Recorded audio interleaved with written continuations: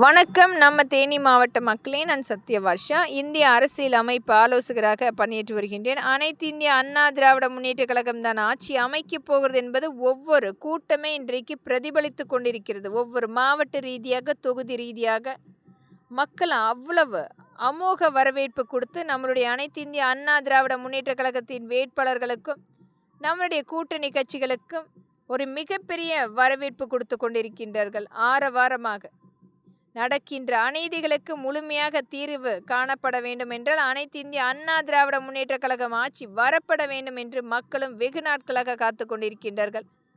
ஒரு நிர்வாக சீர்கேடு எந்த விதத்திலுமே மக்களுக்குரிய திட்டங்களாக கொண்டு வராமல் மக்களுடைய தலையில் இன்றைக்கு 12 லட்சம் கோடி மிகப்பெரிய ஒரு கடன் சுமையை கொண்டு வந்த இந்த திராவிட முன்னேற்ற கழகத்தினுடைய 2.0 விளம்பர மாடல் நமக்கு தேவையா?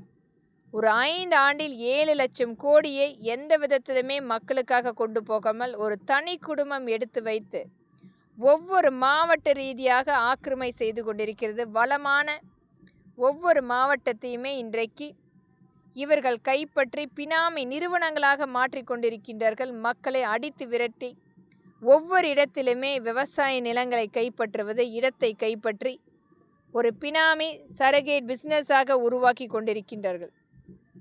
ஒரு முழு கார்ப்பரேட் நிறுவனமாக தமிழ்நாட்டை இவர்களுடைய கட்டுப்பாட்டில் எடுக்க வேண்டும் என்பதற்குரிய முழு முயற்சியாக அடித்த அந்த 7 லட்சம் கோடி இன்றைக்கு மக்களிடத்தில் கொண்டு போய் சேர்க்காமல் மக்களுக்கு ஒரு மிகப்பெரிய அளவில் நிராகரிப்பு கொடுத்து இந்த குடும்பம் நம்முடைய தமிழ்நாட்டை முழுமையாக ஒரு கார்ப்பரேட் நிறுவனம் இவர்களுடைய பினாமி நிறுவனமாக கொண்டு வருவதற்குரிய முழு முயற்சி செய்து கொண்டிருக்கிறது.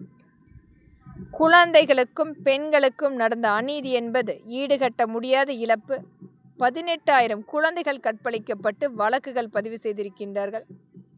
பெண்கள் 35,000 பெண்கள் கற்பழிக்கப்பட்டு வழக்குகள் பதிவு செய்திருக்கின்றார்கள். ஈடுகட்ட முடியாத இழப்பு. அதிலும் அண்ணா பல்கலைக்கழகத்தில் நடந்த அநீதி என்பது அந்த மாணவிக்கு அதற்கு காரணம் உதயநிதி தான் என்று தெரிந்தால் கூட இன்னும் வாய் திறக்காத அரசியல் அமைப்புகள், ஊடகங்கள், ஒரு அரசாங்கமே மக்களை சீரழித்து கொண்டிருக்கிறது. ஈடுகட்ட முடியாத இழப்பை ஏற்படுத்தி கொண்டிருக்கும் இந்த திராவிட முன்னேற்ற கழகத்தினுடைய 2.0 விளம்பர மாடல் நமக்கு தேவை என்று மக்கள் கண்டிப்பாக தீர்மானிக்க வேண்டும். காவல்துறையை மிகப்பெரிய அளவில் கைக்கூலிகளாக இவர்களுக்கு துணையாக நின்ற குற்றங்களுக்கு அவர்கள் அடியாட்களாக வேலை செய்து கொண்டிருக்கும் நிலைமையும் நாம் பார்த்து கொண்டிருக்கிறோம். அப்பாவி மக்களை விரட்டி அடித்து அச்சுறுத்தக்கூடிய சூழ்நிலையும் கடந்த 5 ஆண்டில் நாம் பார்த்து கொண்டிருந்தோம். முழுமையாக தமிழ்நாட்டை ஒரு வனவாசத்தையே காண்பித்த இந்த திராவிட முன்னேற்ற கழகத்தினுடைய 2.0 இன்னும் விளம்பரத்துக்கு மேல் விளம்பரம், தினமும் ஒரு விளம்பரத்தை எடுத்து மக்களிடத்தில் நம்பிக்கைக்குரிய கட்சியாக தன்னை விளம்பரப்படுத்தி கொண்டிருக்கிறது.